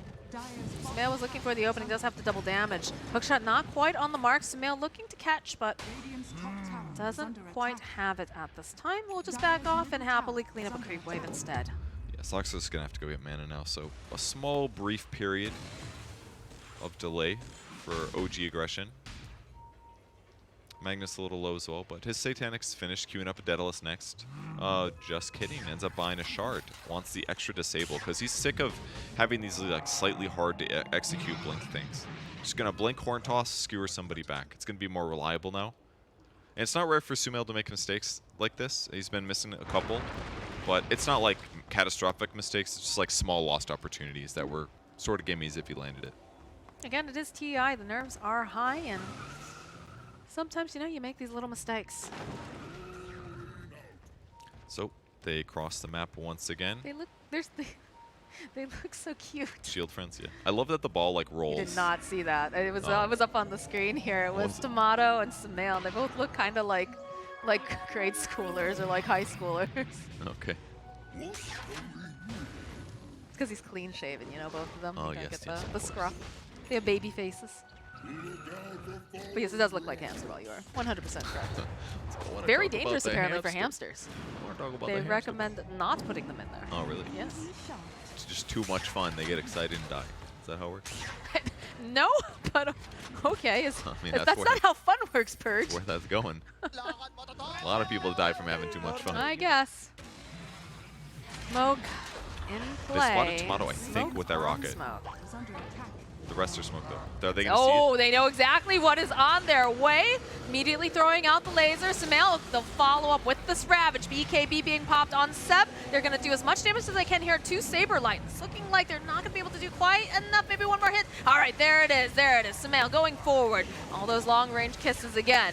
Making chaos. Dubu sitting a little low. Forcing the Soul Rip. They go in. They get the RP off. Smail's just wailing away over here on the side. But these fights are completely split. They managed to get Thompson. Thompson going to buy back immediately. He wants to be a part of this fight. Tomato turning himself into his own version of the mag. Chasing after Brile. They've got so many heals though. Is it going to be enough? No, Brile will fall. Dubu hiding in the tree line. They don't have any way to cancel the TP, but they don't have to because they can just murder him. Great pressure. Cost him a buyback, but ultimately went okay for OG there. Okay, he gets it. Not the worst thing. It's just some words and a little book. But still, F that's rating. time that you don't have it. It's not efficient. Yeah, it's all good. But OG dying on or Thompson, sorry. It was a great arrow from Moon Meander. Caught him while he was trying to TP out. Sumail pressuring tower, by the way. A little scary with the Spirit Vessel. But most importantly, the Ravage just ended up being a little bit mediocre. He had to blink aggressively, and he didn't really know where OG was. And by the time he jumps in there, there's a BKB going. So Brawl does the toss forward. They end up blowing him up with Tomato jumping in aggressively. But at this point, they just kind of ran down Brawl, realizing that he was a little vulnerable. Almost got his blink off there, but able to clean that up. They got Dubu as well. Thompson instantly going for more as well if he could find him. But that was about it for the kills. Yeah, there's a stain coming out from Dubu. Oh dear, indeed, Tomato. Oh my god. Oh no. The Egg's value for Clockwork there. Hook shots in. Follows it up with the power cog push. Then he hook shots again. That's like 5 seconds of stun here at hook shot range. Very powerful. Very powerful indeed. Do they not see the That ward? is Oh, there it is. They got a it. dead tomato for about a minute. Sumail having that double damage is just about to wear off. Throw out a rocket, get the vision. Sumail's going to run on in, clear up this creep wave. Do land the arrow, but there's a lot of people nearby ready to protect him if need be. Don't have creeps in the base though, so technically they are backdooring. Creeps are on their way. Thompson going to continuously just try to give vision, try to spam out. You've got the little clockwork, of course, also throwing out any sort of vision, getting into position. And the status resistance as well is really dangerous, giving him damage block, status resistance, so if they do want to go in, they got to make sure this isn't on Sumail when they jump. Satanic on the creeps. Okay, now he's full again. They're just going to take the tower and reset. It's a little dangerous to keep going here. Morphling's almost up, so they do not want to get caught. Almost a Hex on Tinker, too. They want this Roche. Win together, slay together. Tomato is going to be up in about together. 4 seconds. Brian wandering over to the area. I think OG just wants the shard, so this will be good for Undying in the end. So what are they going to leave the Aegis again? They That's want the next question. gold, they want the shard. Aegis is, the Aegis deserves, it's supposed to be in the pit, guys. Everyone knows that. Zeb gonna slow things down with the Shivas, get some vision, some space. All This right. time they pick up the Aegis. Thompson. Oh. With the arrow, though. Ah, it doesn't matter. Not the worst target, though, obviously. He is the one that's going to be able to immediately just come right back. And they drop the tombstone. A little surprised about this. Seb very forward. The hook shot over onto the back lines, but there it is. There's the Ravage from Saberlight. BKBs, though, coming out immediately, dragging back the Tidehunter. They need to get a little bit of vision here as No Tail just standing on top, chewing through that, that tombstone. Thompson.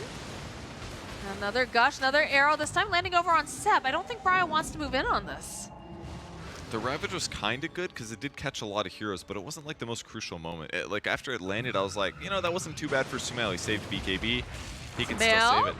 Nail's going right into the heart of everyone.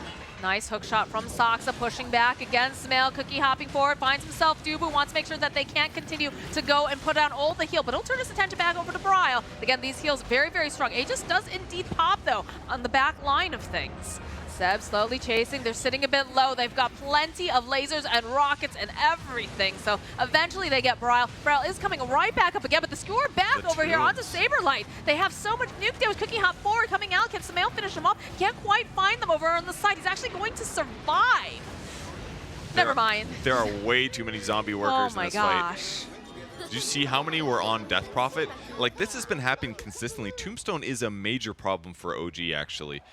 Dubu's been placing them in solid spots consistently, and they go to slap the damn thing, but it takes so many hits. He throws the Soul Rip. They just don't have, like, this is like the one negative of a carry Magnus, actually. It's like he scales pretty well as a carry, but he doesn't scale crazy in attack speed, and it's costing them because they can't just have somebody commit to killing the tomb. There's going to be the hook shot after. Okay, Dubu's just dead, so now they don't have to worry about any healing coming out from that. Pick up the illusion rune. Thompson blinking over to the high ground. Cookie hop forward over onto Sox. Just trying to buy a bit more space. Nice cogs coming out. We'll separate a bit. Again, the gush coming from Saberlight. As they follow up with the Snapfire Kisses, just trying to put any damage that they can. Thompson following through here. They have the Hex. Need maybe one more hit. They'll find it on No Tail. Nicely done. They're keeping the pressure up. Tinker's alive, but that's about it. And they've got a Guardian Grease if needed to heal the team. But Moonmeander's going to go back to the fountain, resetting here. Ag's Tide is ready to go, and this is making it really hard for OG to escape when they get into some trouble. Because they've done a great job. They bought some time there for Clockwork, but they used a lot of resources, and I can't help but think now, maybe just let him die. Mortimer's Kiss is Ag's, Force Staffs, everything, but he still goes down. So Tier 2 falls, and now Undying getting some much-needed space in this game. They really are playing great. I mean, I think this was a bit of a surprise for a lot of people. Undying, you know, again, we over in North America, we're having a little trouble with finding sponsors for our teams and not getting maybe as much respect as we used to have, unless you are EG or Quincy Crew. But Undying definitely proving that they deserve to be here. Yeah, absolutely. Maybe they'll rework DPC allocation slots. Who knows? I don't know about knows? that. Then we're going to have our Kosh Gaming. We definitely can't have that. All right, No, all right, lock we it down. Lock it can't. down. Can't let that happen. Sumail's got Daedalus picked up now, so his damage is looking real good. Ninja Gear will help too. 24 agility normally, I'd say. Kind of mediocre, but hey, movement speed on Magnus here is going to feel good, as is the extra attack speed from agility. Better to deal with the Tombstone. It also just allows him to position himself in safer spaces. Like, if you see right now, Seb's just clearing up the creep wave, Sumail hiding off to the side. Seeing if anyone else is here. There is a double damage rune available in the top rune spot, but OG now currently just running down this area. Most likely Undying will be able to find that, pick it up. Royal's got his bottle ready. He would love this 300 damage rune. It's pretty good. Are they going to check it, though? Ooh, I don't know if they realize. They can see the bot rune's not there. They should be able to figure this out, but in the meantime, Dubu looking to break a smoke here. Observer Ward and Sentry on the cliff. They're not going. They don't value the rune anymore.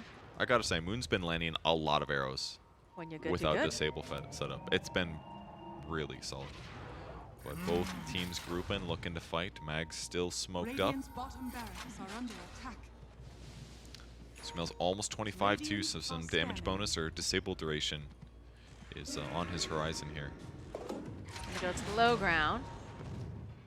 They're making a wrap play. Oh, pops. We'll see Saberlight. Saberlight going onto the back lines, wanting to just blow up the supports, and by Huge God, they kills. do. They take out No Tails so quickly. They'll be able to follow up with Seb. Buybacks are coming out in mass, though. They want to be a part of this. Lasers are being tossed back. Tomato's just man-fighting with Sumail. Sumail's totally all alone. This does not look good for him as he just gets ripped apart by Tomato. Bryle trying to find more fence. It's got Cookie forward. Another silence. There's all these ghostly ladies. They get the kill on Thompson. They're chasing after Moon Meander. Can they get the kill? They will not be able to, as Seb, he dies back.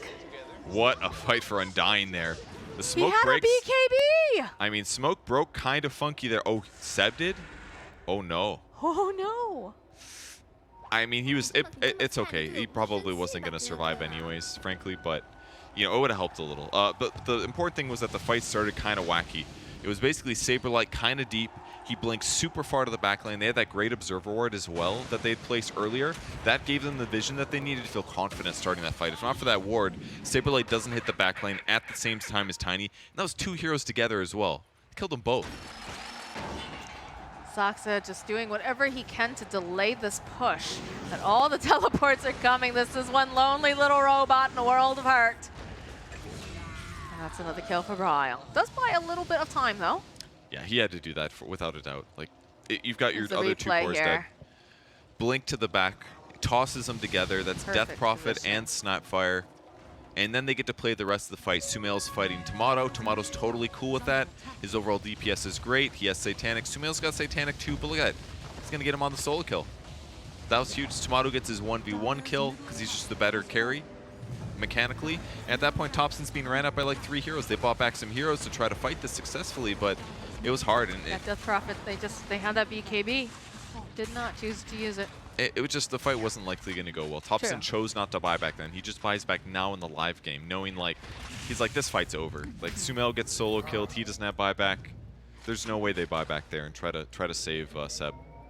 They just have to eat their disadvantage. And it ended up only being 1 Rax due to the great delay play that Soxa went for.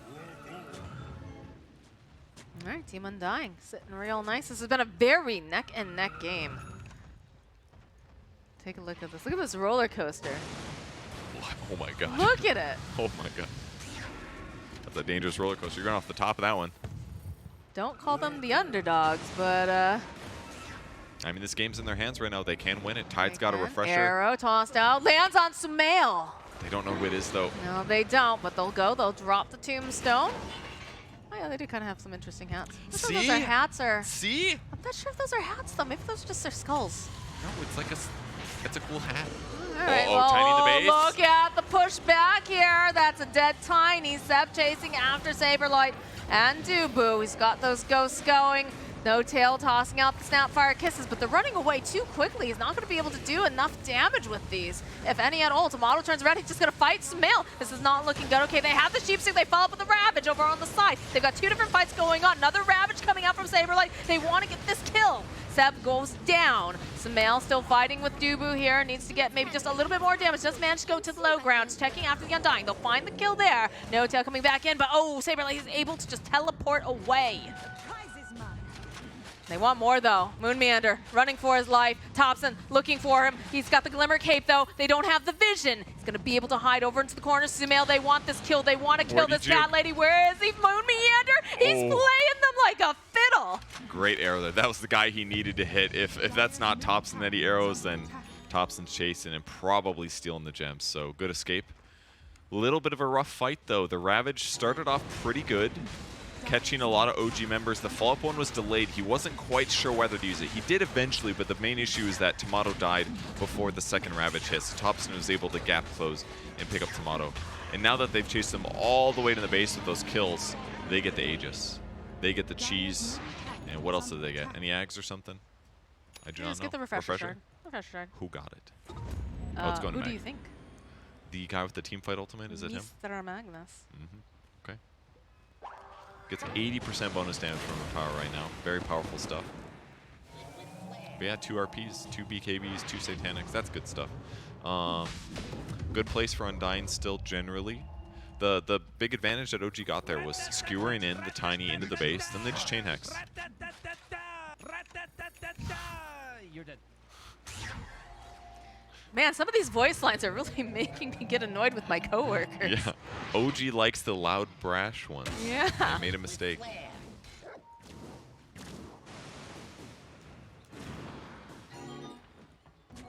Alright. They're preparing over on the side of Undying to defend yet again. Again, they have the Aegis over on Tinker. You've got Cheese on the Death Prophet. Looks like they've moved the shard over too. It's about making sure that Seth can stay alive. It's actually, it's kind of a cool one, honestly. I mean, feared for 2 seconds after his 4 second Siphon. Very good against like Morphling, even like Undying or something. It's just going to help. You might think at first like, oh, it's bad, they're going to run away from you, but they're already going to be running away from you, so it's really not there that big are of a deal. ghost ladies running at you. And the extra charge is not terrible. All right, either. they smoke up over on the side of OG, and they're looking for the correct angle. Waiting for someone to step a little bit too close. They'll get a little vision using the rockets. It's got to be Saksa or Sumail going in first, most likely. They'll drop a sentry ward. They're trying not to show. Sumail will have to eventually reveal. And that's going to get them to reorganize their positioning. A lot of buybacks are available. Tide's ready to go, but is a Tide without 2 Ravages? He is when he has X. Seb popping the first exorcism, just trying to make this space. Trying to get them to come forward out of their base a bit, reveal themselves. Yeah, this is the hard thing about their lineup. Like I said, it's either Magnus or Clock that have to go. So who's like your tower sieger? The reality is that they need to like pull somebody out and kill them. And that's pretty tough for OG to do right now. Win together, slay together, slay together, slay together. So they're going to back up. Don't really find the angle. Exorcism is down. It's just not worth fighting. They pass the shard to Death Prophet in case he wants to use it later. So Magnus is like, I like my items. They are useful. They are indeed. About 2 minutes left on this Aegis. We get the overwhelming blink completed now for the Tinker. That is did get nerfed a little bit. Yeah. From what I understand, but still very, very good for the hero. It's still about the same, honestly. It basically does like 50% less damage from strength. I'm sorry. It does less raw damage, 100 less raw damage, but it does more damage from the strength that you have on your hero. So late in the game like this, it's still more than fine. It's also going to mess up our particles a little bit. Get ready for that. Woohoo! Another rocket hero. Tinker ×2. Overwhelming blink is like a blink that just has a bomb attached to it with tape. Oh my gosh. Every time you blink it, They are. They're Team Rocket. Prepare for trouble, make it double. that's true. Where are all these Pokemon references coming from? When did you start getting really into Pokemon and these all start happening? I've always been there, Jim, on OG. Blue version. Plus strategy go. If you were a Pokemon, which one would you be, Purge? My favorite Pokemon in Red Blue is Sand Slash. Oh. His moves are okay. Why did you like it if you only... The best move you could teach him was Rock Slide. You needed a specific TM to do it. I found it on the strategy guide. Ooh, that arrow clips right onto Seb. Aeon Disc will proc. And they're going to try to make something happen. Aeon Disc procking over onto Dubu. Oh, good back line, Ravage. though, Saberlight, he gets the Ravage up, he gets 2 off. And that's going to be the Aegis going down the first time. Are they going to be able to keep this Death Prophet alive? No, Oh he's my down. God. He isn't even able to use what he has. Thompson just being obliterated. obliterated by Undying, seizing the moment, finding the opening, and just Holy slaughtering crap. 3 on the side of OG. I was thinking like, okay, double Ravage, you killed Tinker. It's looking a little iffy now, but then I realized I'm looking around the fight, waiting for the respawn. Oh, there's Soxa dying. Oh, there's your Death Prophet dying without BKB. That was a monster double Ravage. Uh-oh. What a double Ravage. 3 dead heroes, no buyback, No and they're pinging buyback. it. Defend the base. Good luck with only 2 heroes. Maybe Mag can do some miracle thing, I don't know but if Mag can do it though. Tomato was just hitting him so hard before. And they have so many heroes that are up. he's got Swift Blink. Swift Blink, all right, maybe. Lots of attack speed, some extra damage, but it's tough with the tomb down. You just keep gushing him, you get a little zombie worker on him, and Is he good a miracle worker? Can he make this happen? Yeah, Vision, He it's- cannot. luck. Wow. Just destroyed these buildings with the power of Tiny. What a convincing win from Undying. Not the most one-sided, but damn did they deserve that one. They fought for it. Laning stage was a bit rough at times, but those team fights as the game went on, they hit their ultimates, and Mag just felt a little bit weak for once as a carry position. I think it just, we saw earlier on, it started to, I mean, we saw the graph. Yeah. The graph was ridiculous. It just goes swinging down towards OG and then goes right back up again for Undying because they took their time. They really kind of waited, and like you said, there are some failings on the Magnus just as that core. You really have to hit the timings. You really have to make sure that you're landing everything, and in this case, started to have a couple little mistakes. This is not on Sumail completely at all. It's just, I think Undying, actually, they just played really well They and did. made right itemization choices and the right moves. The Magnus matchup against the Morphling was tough, basically. Yes. It's hard to just RP and kill that guy because he's already got status resistance from the SNY, and he just can do so much physical damage. He out lifesteals. It's like a rare case where somebody can definitely out lifesteal Magnus or survive against him. So that meant it was really hard for Sumail to get kills at times. And then Undying just had 2 to 3 fights with Ravages that were really effective, and some of that was based on ward vision. That was that one fight bottom that just ended up being really clean for them. They used vision to find a fight out of their base that was really good for them, and that's what got them back into the game. And then they had that other great one by the Tricamp, really well played by Undying with their team fights, and that's what won them the game here versus OG. Pretty exciting stuff, I know. The big one of the day was everyone saying EG versus OG, but honestly, Undying looking very, very good, making NA proud, and they're going to split the series 1-1.